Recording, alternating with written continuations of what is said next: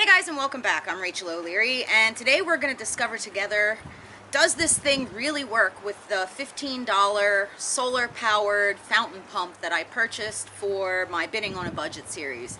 Now I think it might be kind of fun to explore this series further and pick up other aquarium or aquatic gadgets and see if they really work as well as they say they will, see if they're worth the money. Let me know down in the comments below if that's something you'd like to see, or if there's a gadget, gizmo, or whatever aquatic that you would like for me to try. The truth of the matter is I've been using what works in my fish room for so long, I am pretty unaware of a lot of the gadgety sort of projects that are out there. But I think it'd be really fun for me and fun to share with you guys, sort of seeing if these things really work. So today we're setting up the little solar pump, and I'm really excited to see if it works. So let's go hook it up and see what happens. So just to refresh your memory, I paid $14.99 on Amazon for this little solar-powered fountain pump, and my expectations are pretty darn low. Packaging is really simple, the directions are extremely simple, and it was very straightforward. I started just by opening the box. Oh, it obviously works.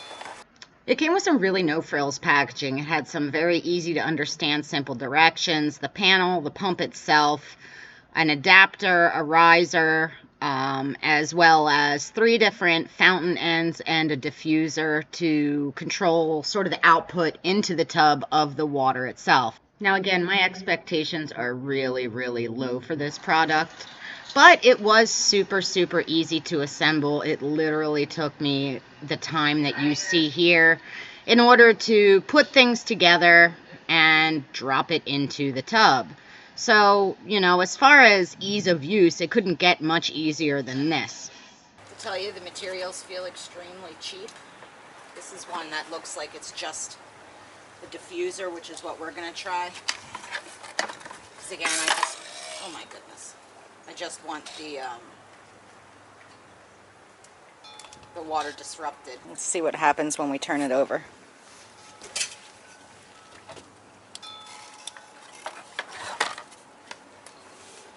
Well, it works.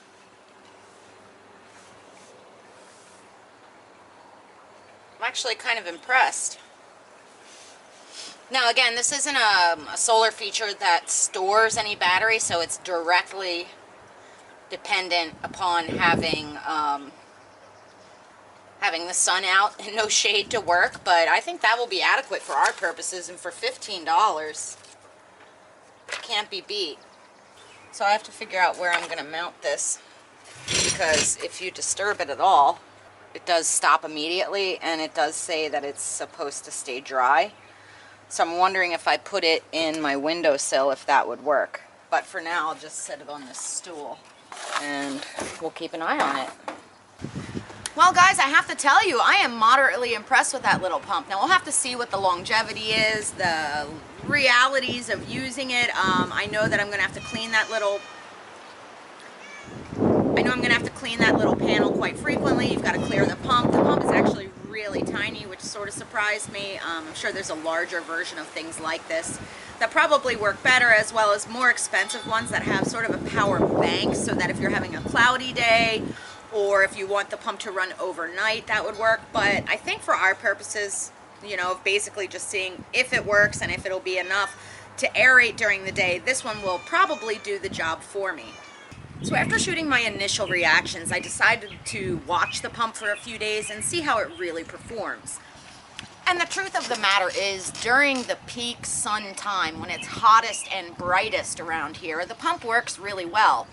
But for the rest of the day, it really doesn't work at all. So I guess it very much depends on your motivations for installing something like this. If you're really trying to provide consistent aeration or a consistent water sound or anything like that, this is not the pump for you. However, if you want it to work during the peak sun and just have it there basically for show, this would work just fine. Now, as I've mentioned, like, it's not critically important to actually filter or even aerate these tubs.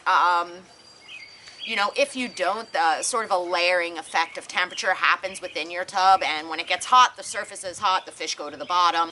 So it's not of critical importance, and again, it's very easy to manage mosquito larvae in particular. We'll revisit that topic in an upcoming video. But so the moral of the story is you sort of get what you pay for with this pump. $15 is really cheap. It works in areas of direct sun, but otherwise, I mean, it is what it is.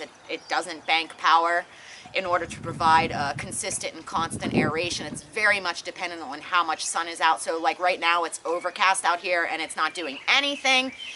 In the evening sun yesterday, which is more filtered, it barely broke the surface, but during the peak heat, hot, bright part of the day, you guys could see how well it bubbled. So take it for what it's worth. As always, you know, I want to hear from you guys. Make sure you subscribe with that notification bell on, and I'll see you in the next video.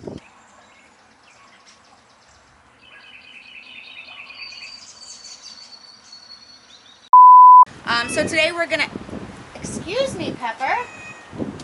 Pardon the interruption. Today,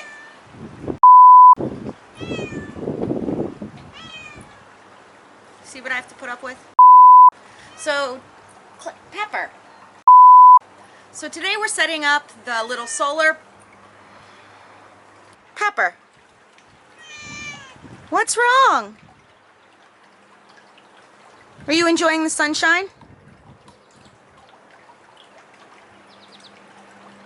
Oh, now you don't want to talk? You're such a cat.